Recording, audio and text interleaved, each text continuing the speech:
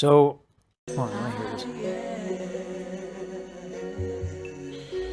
So this is really cool, actually, right off the bat. So we have a prime B phrase here, basically call response.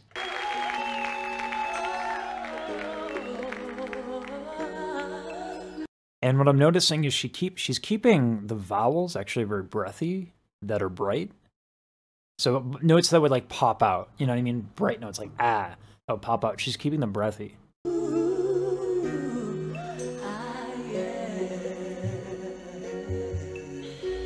And then, interestingly enough, she is making the lower vowels very, very dark, which, as we discussed in a couple of videos ago, but we should probably demonstrate again, that when you...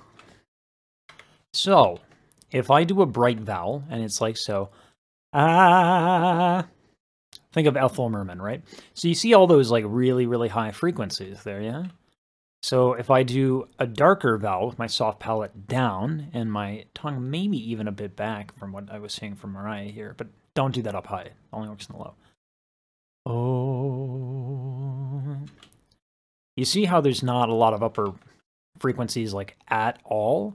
So usually what people do when they're on their low and they want to have the low be heard is they'll either get right up to it, which happens. This is the proximity effect, and you can see, holy crud, that's a lot of volume in the low.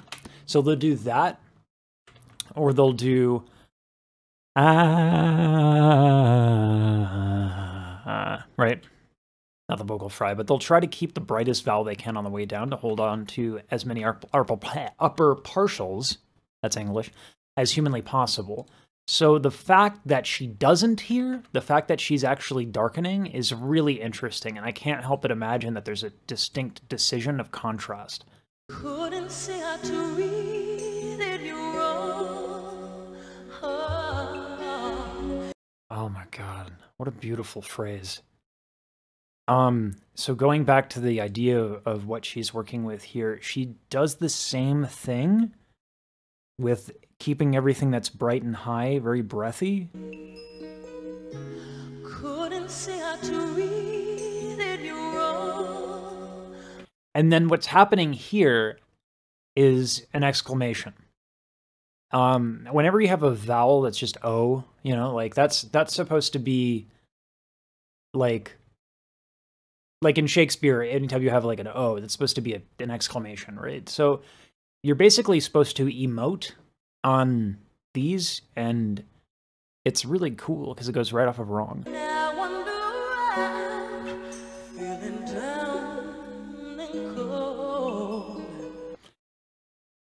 What I love is that the theme here of let's go very, very light on the bright and then offset that with the contrast on the darker side of things. So the call is brighter, breathy. The response is darker and soft. And we've seen that happen for the last 3 phrases, which is good. It's a good thing. If you do too many decisions, one after the other, right back to back, and they're hyper contrasting, it almost makes it sound like manic phrasing. So what we have here is a simple call response with a strong decision to do something in the call, contrasted on the response. Smart stuff. When you heard it so much, couldn't see that I was blind. I love this. We'll play the rest of the phrase, but I want to see if... Inside, 'cause love takes time. Okay. This is really, really cool. So we have that theme, right?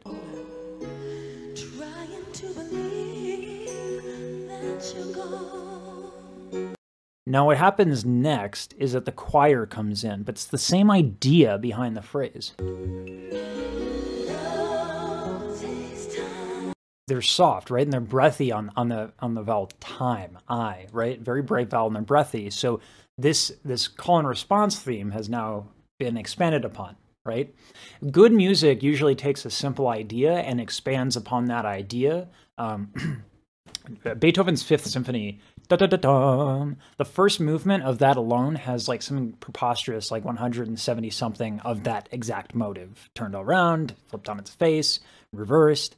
So this is, it's not anywhere near this complicated in this, but it's the idea that what she was doing earlier, phrasing, is now being picked up by the choir, which is a great way to kind of add more epicness without compromising the artistic decisions that she's made. Inside, 'cause love takes time. Oh man, that delivery is something special. Okay, oh my god, stay focused. So when the choir comes in with this breathy thing,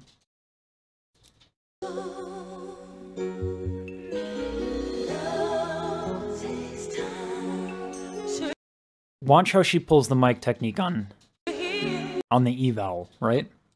That helps to keep, E is very, very bright. So the E vowel actually gives you the most space in your throat because it puts the tongue super forward. So it doesn't feel like there's a lot of space, but there is. And the consequence of that is that the upper partials are really, really high on the E vowel. If I do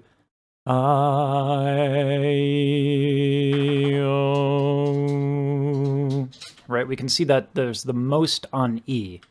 So in order to account for that, she's pulling back on the mic. When you hurt it so much, couldn't see that I was blind. So now what we're doing is we're no longer going with at the response end of the phrase. We're no longer going with the soft round. We're going with this.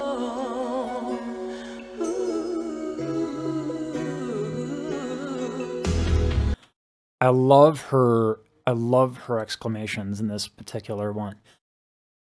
This is an incredible performance. She's like, this is really beautiful. Suddenly I'm so incomplete. Hey, yeah. So what I love in terms of the instrumentation, we have a bass guitar, or bass, I think it's a bass guitar, and it looks like it's been rolled off entirely on the high end. And then it's matching the kick drum.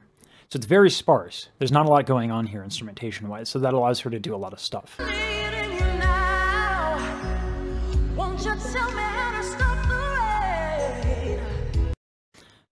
Oh. Sorry, I'm supposed to do my job analyzing, but it's gorgeous. It sounds beautiful. Suddenly I'm so incomplete.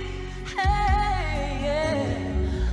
So we have now a stray from that pattern that happened, which is nice. We're getting contrast. So we're getting breathy in the first part of the phrase, and then the response, we're actually getting very bright, which is a nice way, like as a theme, as a phrasing theme, to go through the song and start to brighten systematically the response end of the phrase is a really, really cool way to develop like the aesthetic of the tune, right? Like when you have, you know, you want to build things up, right? You want to hype things up and have a journey and a destination when you sing a piece of music, and this is a really cool way of doing it. Suddenly I'm so incomplete. Hey, yeah. There's another of those emotes, right? So much, see that I was blind. And so now this is the end of the phrase lengths have increased quite significantly, which is I was going to say I don't think Mariah Carey gets respect for her musicianship, but like I say that, and everything I ever read on the comments is like she's a goddess. So I mean, like there's two extremes there. But usually when we can identify things that are complex in music, it's usually just like the simple things laid onto each other. So she's been continuously increasing the lengths of her phrase, and she's been doing a lot more with them. Consistently ending on the emotive part of it, right? And now she's elongated the phrase, and instead of doing an exclamation, she's going to belt her face off.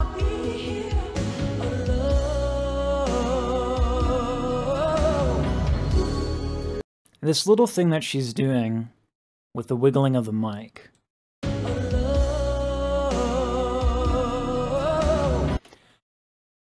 That's not the first time we've seen this right here in this very performance. It's a shame. One of these days I'm going to plug in my dynamic mic, but it's a subtle effect that gives attention. It's a very specific way to give attention to the vibrato there.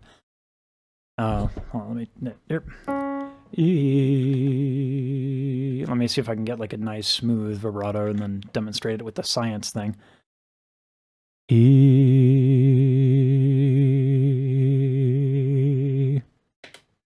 So volume primarily is what's changed, as we can see here. It's difficult.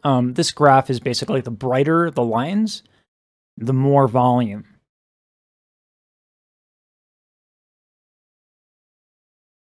I wanted it to play. There we go. What? No, okay, that was recorded. So yeah. Anyway, so what we're seeing is basically as the vibrato continues, she's emphasizing it by like placing the mic back and forth. You might say that it's over.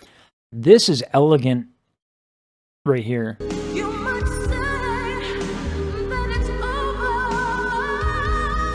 over. Doing high notes in a delicate way is extremely challenging. This is a great lesson right here if anybody wants to ever hit a high note ever in their life, or if you're having difficulty with high notes. We talked about this last time, but this bears repeating. So if I have a phrase, like if I do, I am on my way, right? What we have here is a situation where I'm putting too much weight on the beginning of the phrase. Right, and so the result is what happens. There's airiness, there's breathiness. You can see that little fuzz on what was going to be the G natural, right? There's air there, which means air is escaping because I'm blowing my folds open, and you can see that I really have to work hard to keep it on pitch, right? So the benefit of being able to sing very, very, very softly in the upper part of your range is that you can then kill the high notes up there with power. So, so if I go, I would go most anywhere to feel like I belong. And that is a way more dynamic phrase. And you can see that in the middle of that phrase, because it's a good song, we have the most volume, right? Sort of the 2/3 law. So if we go back to Mariah here, and this lovely phrase.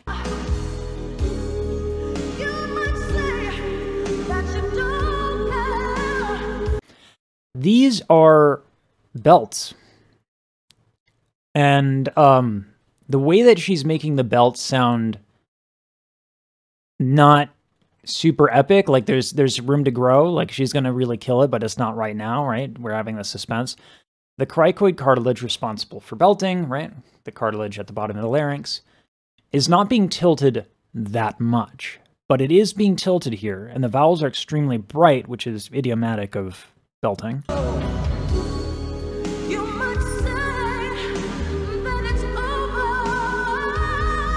So that was thyroid. That was your classical, where the vibrato happens and warms up the tone here. So that's a soft, it's not as loud as belt, and it's a little warmer. So now we're going to like use technique to further develop the song, right?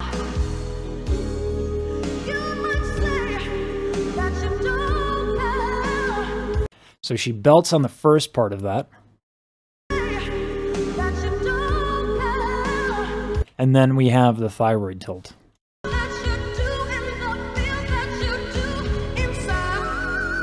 Ooh, that's clean. All right, so we've been building up to this point. This might be the most well-earned whistle I've ever heard. Like, we've had very, very careful build-up throughout this entire song. We start super soft. Let's remember where we started, right? We started here.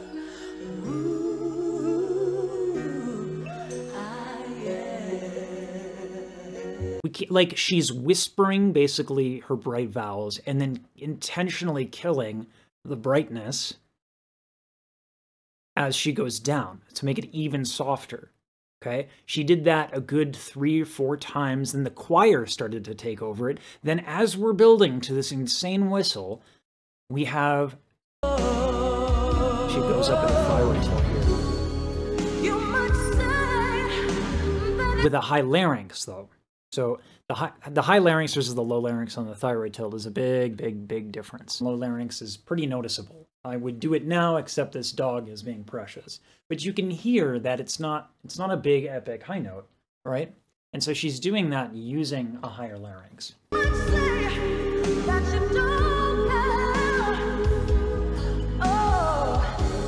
The tail end of that phrase, the don't care, the velum, the soft palate, is rounded down, taking the edge off. It's not a big round down. It's not like oh, but it's a little bit.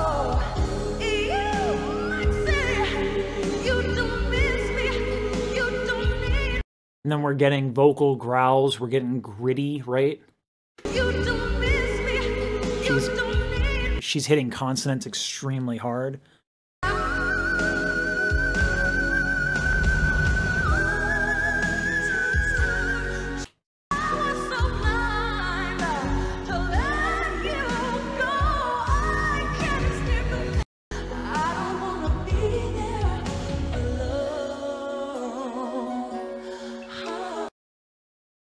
That is music. So obviously the whistles are just silly. Like there's nothing to say.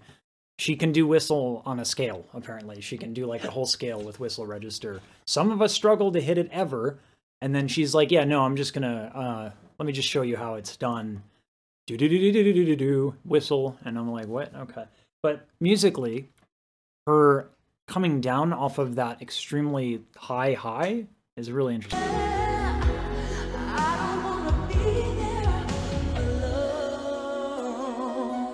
You see how we've come full circle? The phrase at the end starts with breathy bright. Right?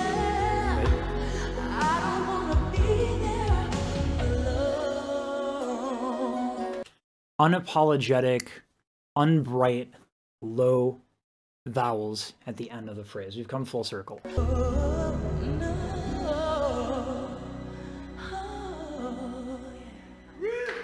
And the way that she's doing the exclamations, again, brilliant. Okay, well, I feel like I'm not very good at what I do anymore.